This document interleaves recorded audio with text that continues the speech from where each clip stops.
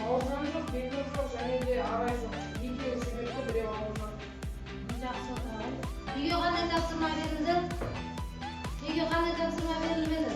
8-ші тапсырма. Кім оқиды жүрсін?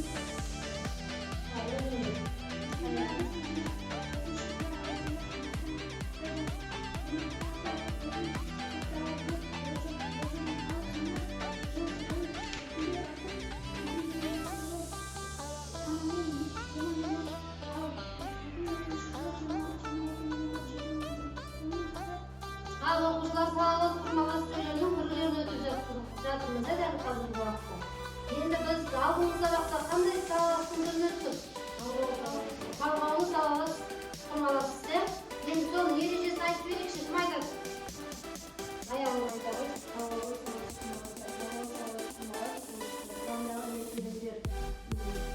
Бір-бірімен қалай әрекет етеді және тәуелсіз баяндалады. Әркез түрде және де оның құрамында жалғауы шалалар қандай екен жалғауы шалаларын кім атап береді? Жалғауы шалалардың жалғауы шалалары айта ғой. Яки айтпесе. Не демейді, е? Болмаса. Жақсы отыра ғой.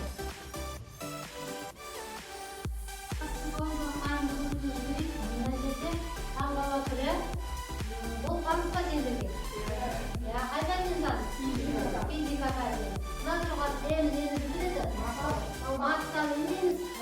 Қалмақ емде, мына жиын, тұрақты шама және ондағы қалай айтамыз? Ненің еркіндігі? Түдеу? Еркіндігі деп айтасыздар, е? Олай болса, бүгінгі сабағымызда өз-өзімізді қалай ұстаймыз? Еркін түрде ұстаймыз және салмақты болып, бар күшімізді неге саламыз? Білімге саламыз. Бірлесіп жұмыс жасауға салулары керек. F дегеніміз бұл күш. Яғни біздің осы әрқайсысында топта отырған әрбір оқушының істеу білімге салған күшін көреміз. Енді бүгінгі сабағымыздың тақырыбына назар аударайық. Демографиялық ахуалы нашар мемлекеттер. Және бұндағы мақсатымыз тұтас емес, кесте, диаграммасыз, басты сурет түріндегі мәтіндердегі мәліметтерді салыстыруымызды және өңдеуімізді. Екінші мақсатымыз салалас құрмалас сөйлемдердің мағыналық түрлерін ажыратуымызды. Мағыналық түрлер деп атқанымыз біз осы жерге дейін әртүрлі айтып өтіп жатырмыз. Бесінші түрі талғаулы салаласты өткен жоғымыз. Бүгін тағы бір түрмен танысамызда сол 6 түрін естіміз түрлерін ажырата біліп, түрлен бірі қолдана алуымыз керек.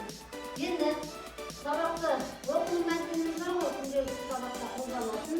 Бүгін сол оқу мәтінін сезім алу әдісі арқылы қолданайық.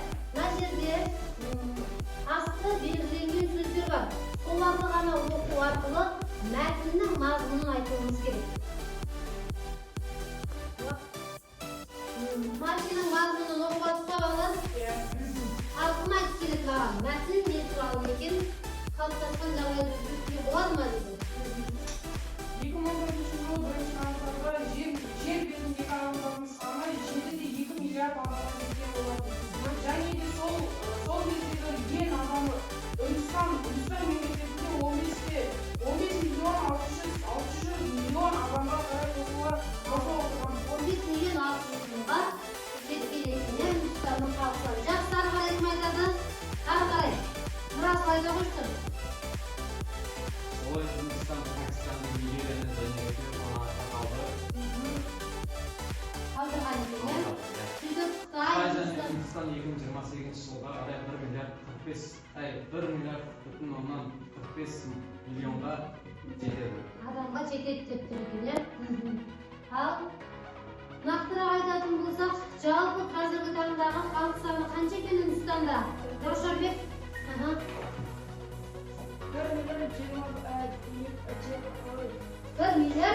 миллиард 21 миллион адам бар екен, е? Осы кезге дейін 3 жыл бұрын, е? Халық саны Үндістанның естіген қанша болған екен? 350 миллион болса, қазіргі таңда 350 көбейіп кеткен екен, е?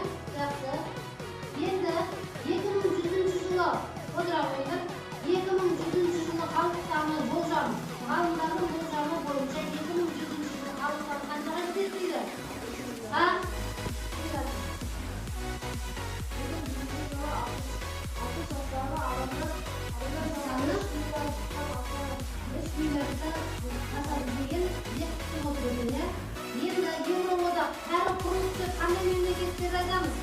Кәрі құрылықсыз неге дейді ол мемлекеттерді? Себебі халық санында кәрі адамдардың саны көп. Мемлекет Европа. Бұл жерде Европаның халық саны 2013 жылы қанша болған екен? Бағалеп 507. Одан кейін 2053 жылға қарай қанша болады дейді? 526 миллионға дейін ғана өскен. Ары қарай 2060 жылға қарай не болады дейді? Ғалымдар қанша болады саны? 523 миллион. Яғни 526 миллионнан 10 жылдың ішінде 530 миллионға дейін халық саны азаюы мүмкін дейді кәрі құрылықта. Жақсы. Енді келесі тапсырмамыз бұл салыстыру талдауымыз керек. Жаңағы бірінші мақсатымызда айтылған, диаграмма, кесте, карта түрінде берілген тапсырмаларды, берілген мәтіндерді ескеру керек, диаграммаға, кестеге алуымыз керек. Олай болса, әр топқа бір ноутбуктан берілді, және үшінші топқа мен дүниежүзінің картасын беремін. Ол жерден халық саны азайып бара жатқан мемлекеттерді тауып, сол мемлекеттің несін табамыз? Астанасын тауып, мемлекетті тауып беруіміз керек. Ноутбукты ашайық.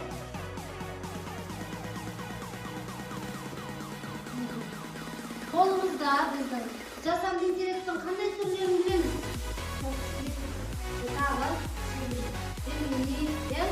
Енді осылардың қайсысын көп қолданасыз? Соны қолымызға ұялы телефонды аламыз. Қазіргі таңда халық саны демографиялық жағдайы нашарлап бара жатқан мемлекеттер табамыз. Қандай мемлекеттер бар екен? Және сол мемлекеттің әр топқа екі мемлекетті диаграммаға салуға тапсырма береді. Өздері мемлекеттің атауын айтасыңдар. Содан кейін барып 2020 жылға дейін бұл мемлекеттің халық саны қанша болды? Қазіргі таңдағы 2025 жылға дейін халық саны қанша? Ол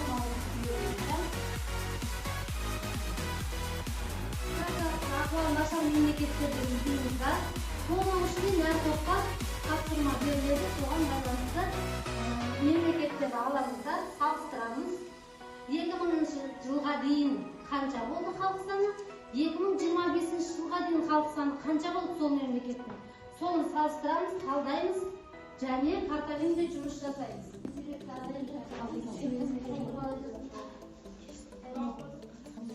Украинаның тапсырма ма? Украина.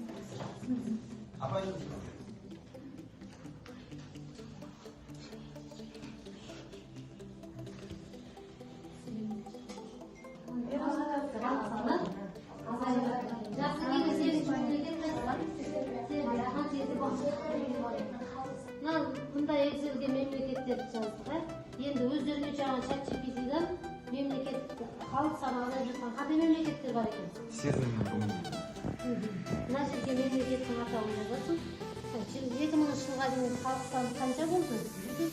Сербиянікі 2000 жылға дейін 7 миллион 500 мың болған.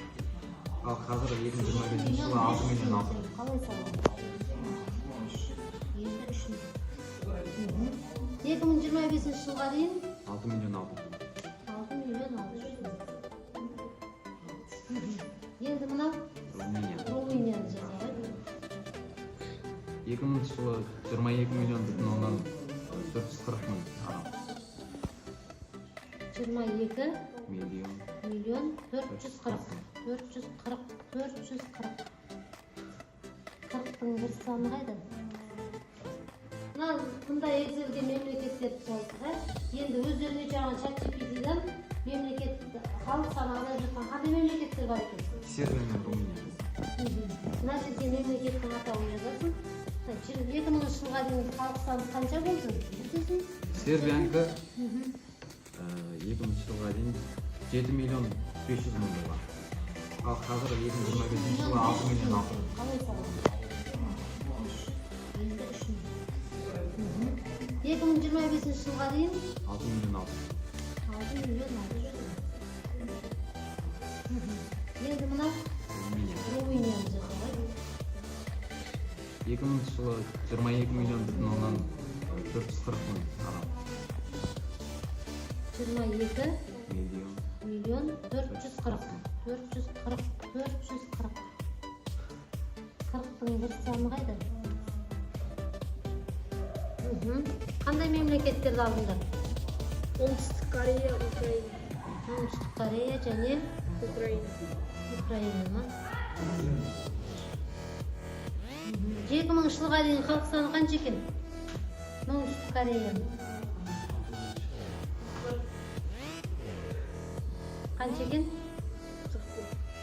41 деген не?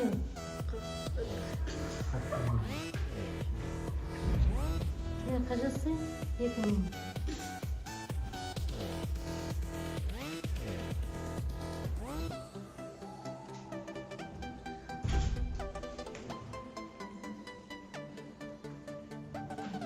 Миллион дейді.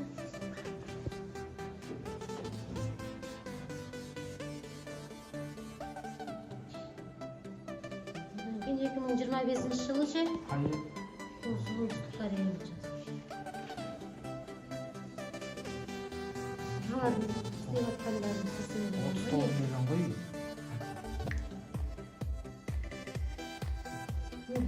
Ал 2000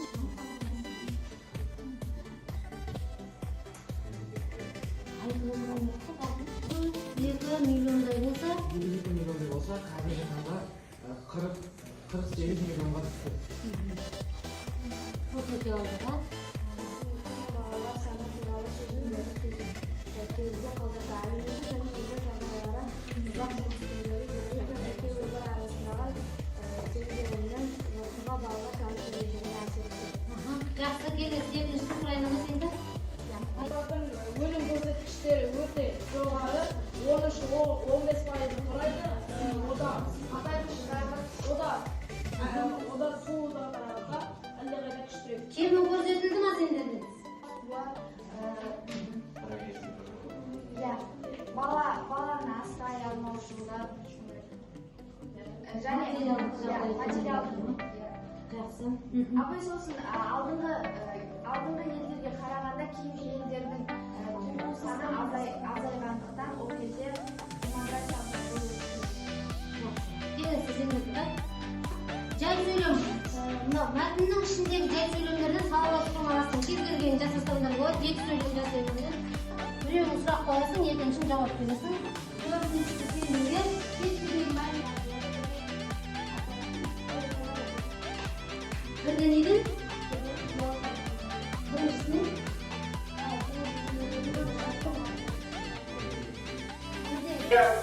Ертеңгі бастап кез болып бір баланы көбелетпеймін. Сенің өтейін үшін. Оны қойды. Әйтпесе, көкімді дамдырды. Сендер сән бергенде есектен шыққын береді. Ал келген одан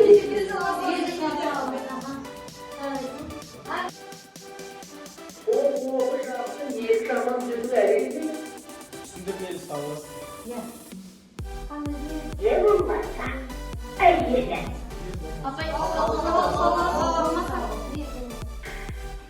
Бірақ сіздің айтқаныңызға қосылады.